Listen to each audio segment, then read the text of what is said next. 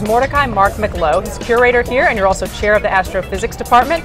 The science behind the Northern Lights, they're not just called the Northern Lights. What's their official name? Their Latin name is the Aurora Borealis, which means Northern Lights. Which means the Northern Lights, right.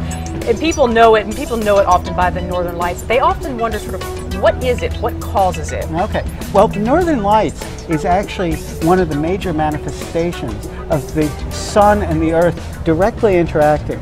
The sun blows a solar wind, gas coming off the sun at 1,000,000 miles an hour, and that streams through the solar system.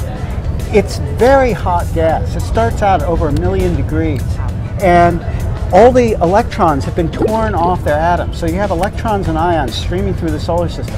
If that stuff impacted the Earth's atmosphere, it would be bad news. Right. Luckily for us, the Earth has a strong magnetic field. These charged particles whack into the magnetic field and go around. And that's producing the colors. Not yet. Not yet.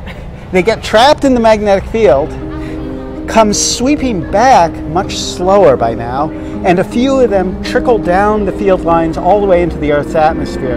And that very little remnant of the 1,000,000-mile-an-hour solar wind is still enough to give us all those fancy lights. That's unbelievable. So all that, and it's just sort of that last moment where we're getting these beautiful colors. Yeah. And are the colors ever, can we predict what they're going to be? We can't predict for any particular aurora, but we understand where the colors are coming from. Very high in the atmosphere, these energetic particles are slamming into oxygen atoms, popping electrons up that are going to come back down towards the nucleus, emit photons, and they're going to be red. Further down, they often collide with other atoms quickly, then we get green out.